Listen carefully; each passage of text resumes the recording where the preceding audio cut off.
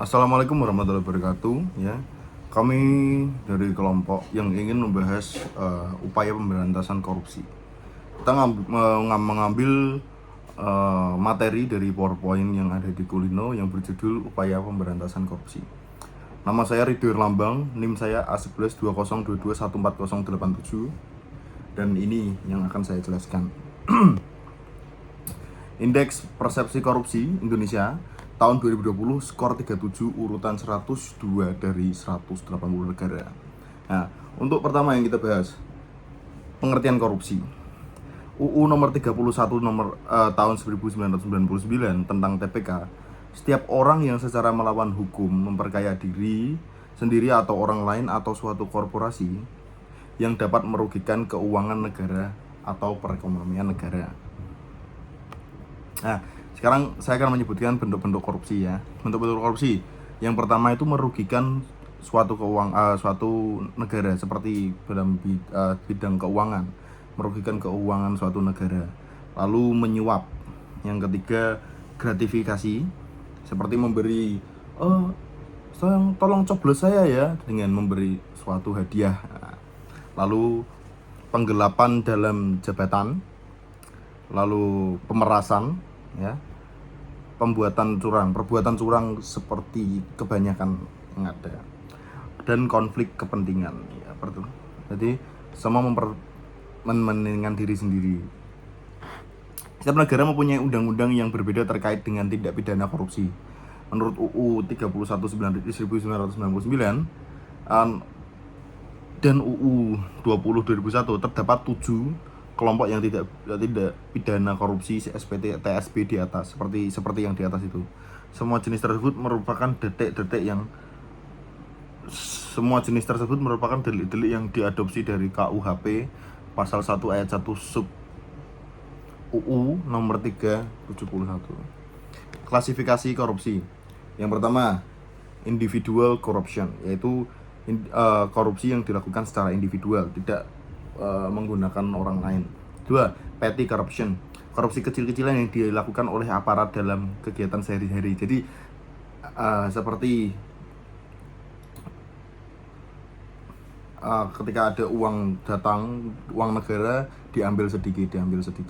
Lalu yang ketiga ada endemic corruption, korupsi yang sudah terintegritas dalam sistem ekonomi, sosial, politik di masyarakat. Korupsi sudah menjadi budaya. 4. Yang terakhir, grand corruption, korupsi yang dilakukan para pejabat pengambil keputusan untuk menguntungkan diri sendiri ataupun orang lain. Area-area potensi korupsi. Yang satu, pengelolaan anggaran, ya, dari konspirasi dengan pihak tertentu untuk mengalokasikan kegiatan fiktif, titip anggaran. B. Markup suatu biaya kegiatan volume. C. Markdown pendapatan daerah. D. Memalsukan bukti pengeluaran. E. Membuat SPJ palsu, ya, itu termasuk korupsi. Memalsukan kedatangan honor, daftar hadir, dan sebagainya. G. Membuat laporan keuangan fiktif, ya. Membuat laporan keuangan fiktif sebenarnya bisa dimasukkan ke memalsukan bukti pengeluaran juga, dan membuat SPJ palsu. Yang kedua adalah pengadaan barang. Menekan panitia agar memenangkan rekanan tertentu, seperti ini tolong dimenangkan paslon ini seperti ini.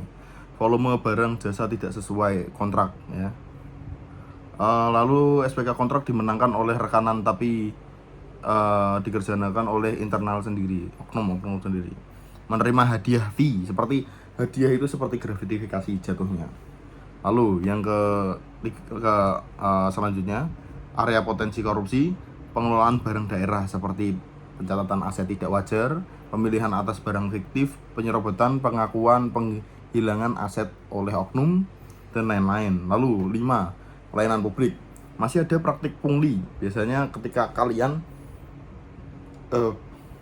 pergi ke suatu wilayah seperti pantai, di sana semua harga bukan semua harga, lebih ke ketika kita melewati jalan tertentu untuk menuju pantai itu, kita akan diadakan pungutan liar. Nah, masih ada gratifikasi seperti yang tadi, pelayanan tidak prima PTSP, perizinan yang tidak transparan. Lalu selanjutnya pelaku-pelaku korupsi, Ini ada gambar, habis ini saya tampilkan ya, seperti ini gambarnya. Lalu fakta-fakta korupsi di Indonesia. 86% pelaku tindak pidana korupsi yang didatangkan oleh KPK, ditangani oleh KPK adalah lulusan perguruan tinggi. Kebanyakan dari S1 dan ada beberapa juga yang tidak diketahui. Jenis tindak korupsi 2004 2020 sampai 2020. Yang pertama paling banyak itu penyuapan 739. Udah.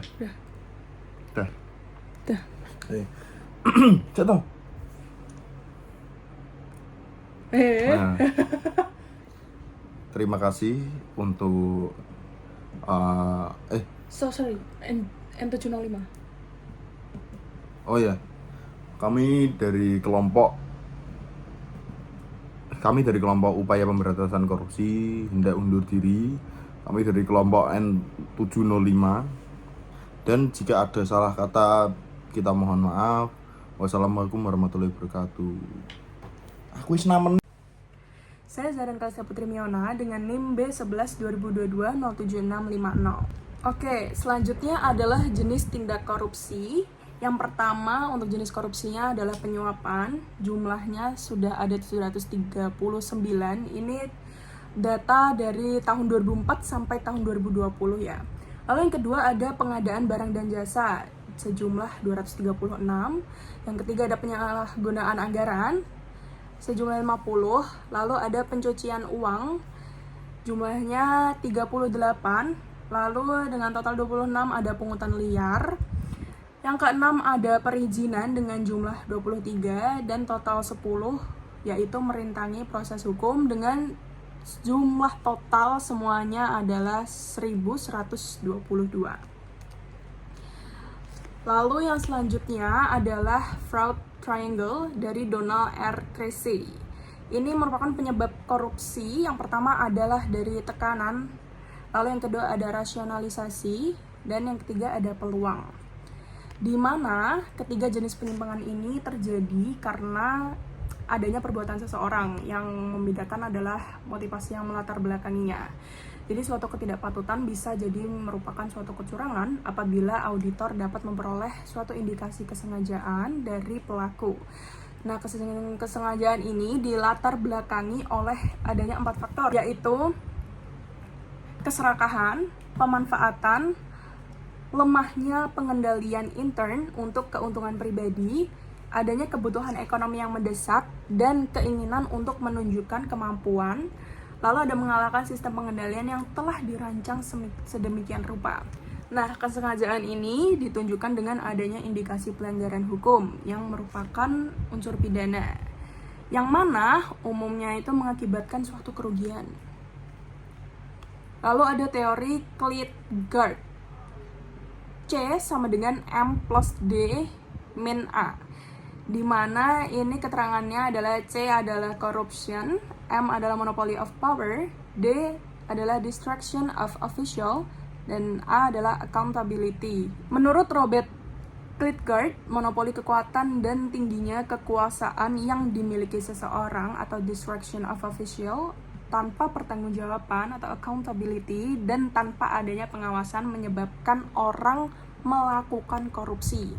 Yang mana dampak korupsi? Yang pertama ada inefisiensi dalam penyelenggaraan negara, lalu yang kedua ada kenaikan biaya administrasi, lalu mengurangi kuantitas dan kualitas hasil pembangunan, yang keempat ada pelayanan publik menurun, lalu menurunkan martabat aparat birokrasi, yang keenam ada ketidakpercayaan masyarakat terhadap birokrasi, dan yang ketujuh adalah ketimpangan dalam pendapatan, jadi yang kaya jadi miskin gitu.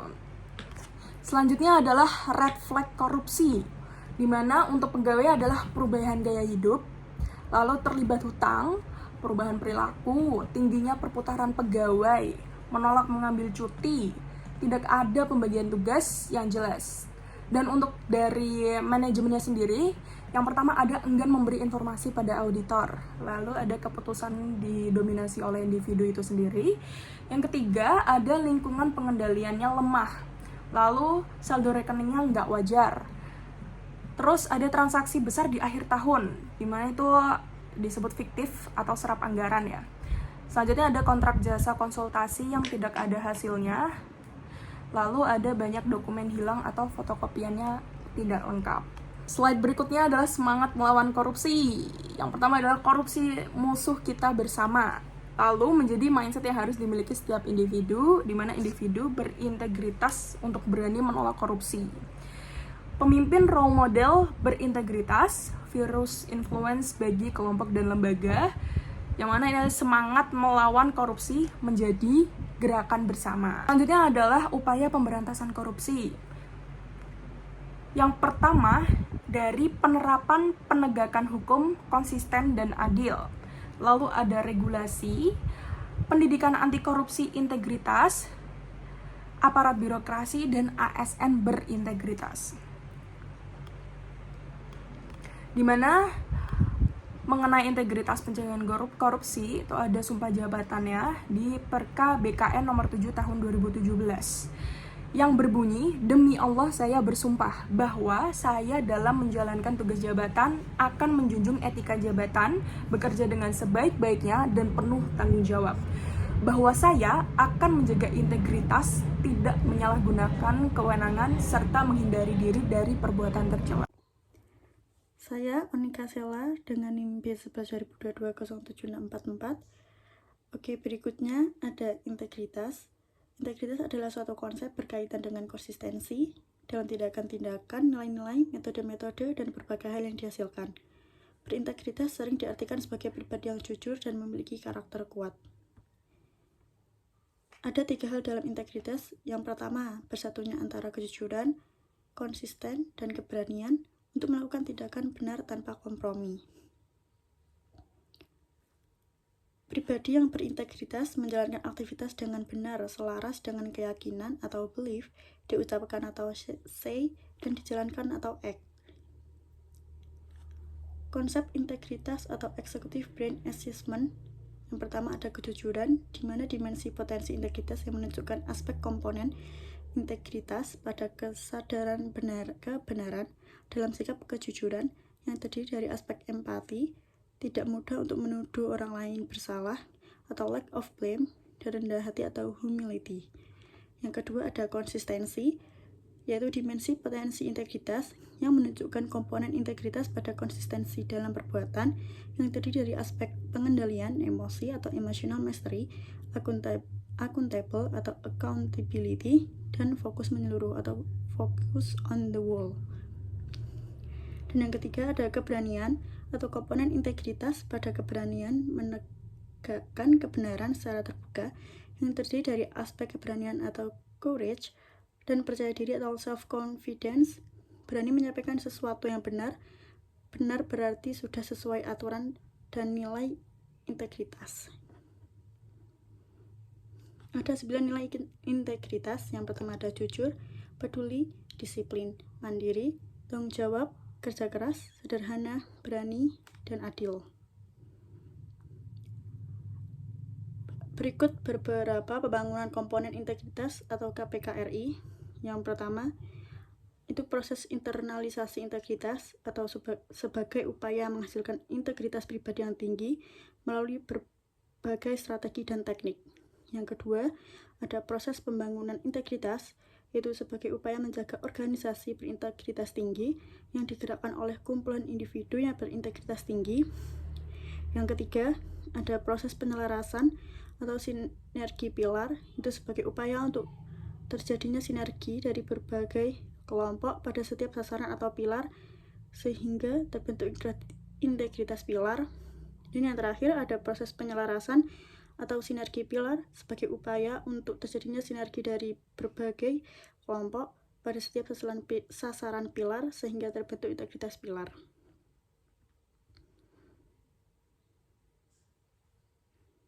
Berikutnya ada konsep SIN atau Sistem Integritas Nasional.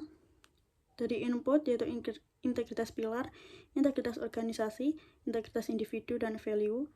Dari proses sinergi antar pilar, sinergi organisasi dalam pilar, bangun integritas organisasi, dan internalisasi tunas integritas. Output, integritas nasional, integritas pilar, integritas organisasi, dan integritas individu. outcomes, ada kondisi nasional dengan korupsi yang terkendali, dan impact, tujuan nasional tercapai. Beberapa komponen sistem integritas. Yang pertama ada seleksi dan keteladanan pimpinan, kedua kode etik dan kode perilaku, ketiga analisis risiko terhadap integritas, 4 peran pengawasan internal, 5 pengelolaan gratifikasi dan hadiah, 6 revitalisasi pelaporan harta kekayaan, 7 whistleblower system, 8 evaluasi eksternal integritas, 9 post employment, 10 pengungkapan isu dan uji integritas, 11 sistem dan kebijakan SDM seperti rekrutmen, manajemen kinerja dan pengembangan SDM, 12 akuntabilitas keuangan dan kinerja, 13 pengadaan dan kontrak barang atau jasa, 14 kehandalan SOP, 15 keterbukaan informasi publik, dan 16 pengelolaan aset. Semakin besar organisasi, maka semakin banyak komponen integritas yang diperlukan untuk mengontrol utilisasi kapasitas secara berintegritas dan proporsional.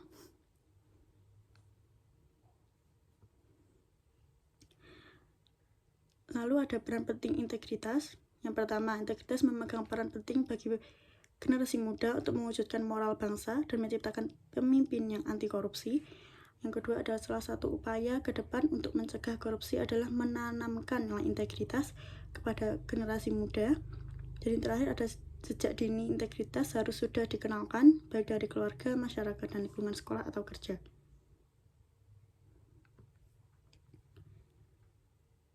Berikutnya, pendidikan atau praktik anti korupsi menghasilkan ASN berintegritas. Ada 1, hati-hati dalam berkata, 2, dapat memegang perkataan, 3, jujur dalam bekerja, 4, taat peraturan, dan siap bertanggung jawab. Dan yang terakhir, ada tips. Ada beberapa tips, yaitu no bribery atau menolak suap, no kickback, menolak menerima fee dari rekanan, no give, menolak menerima gratifikasi dan hadiah yang tidak patut atau tidak wajar, dan terakhir no luxurious hospitality, menolak fasilitas dinas yang terlalu mewah. Sekian presentasi dari kelompok kami. Terima kasih.